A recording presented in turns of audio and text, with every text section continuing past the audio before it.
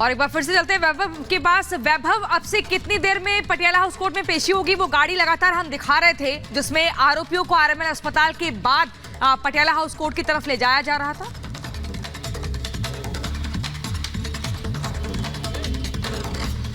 बिल्कुल किसी भी वक्त टीम जो है वो पटियाला हाउस कोर्ट में पहुंच सकती है। हलचल यहां पर एक बार फिर से हम अपने दर्शकों को दिखाना चाहेंगे, बहुत तेज हो चुकी है।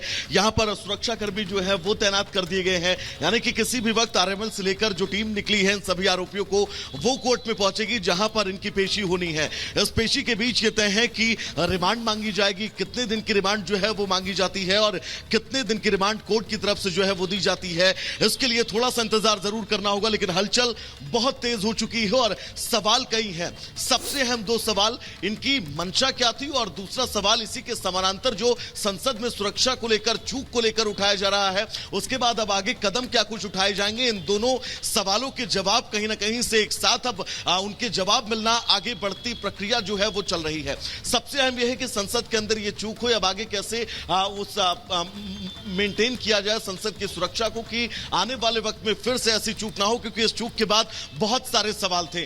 दूसरी तरफ इन आरोपियों की मंशा क्या थी?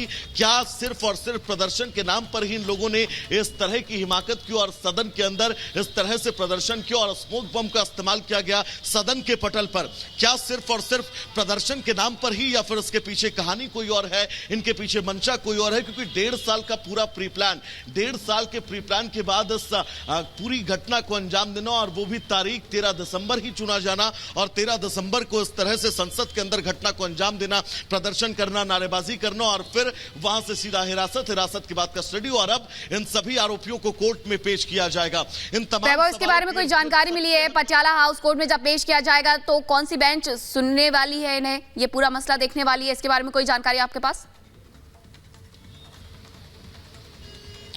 बिल्कुल सेशन कोर्ट में इनको पेश किया जाना है, यानी कि ये तय है कि यहां पर जब इनको पेश किया जाएगा तो जब जज के सामने इनको हाजिर किया जाएगा तो रिमांड जो है वो मांगी जाएगी। रिमांड मांगे जाने को लेकर ये तय है, लेकिन कितने दिन की रिमांड और रिमांड कितने दिन की मिलती है इसको लेकर इंतजार करना होगा। सेशन कोर्ट में ही इनको पेश किया जाना है, जिसके लेकर यहां पर सुरक्षा व्यवस्था भी जो है वो बहुत सख्त कर दी गई है। सुरक्षा व्यवस्था के साथ ही सबसे अहम ये है कि जब ये सभी आरोपी यहां पर लाए जाएंगे, क्योंकि इसके पहले भी आरएमएल की तस्वीर भी हमने अपने दर्शकों को दिखाई, जब सवाल पूछे जा रहे थे, नीलम हो या फिर वो सभी आरोपी हो, लेकिन वो बिल्कुल चुप्पी साधे हुए थे।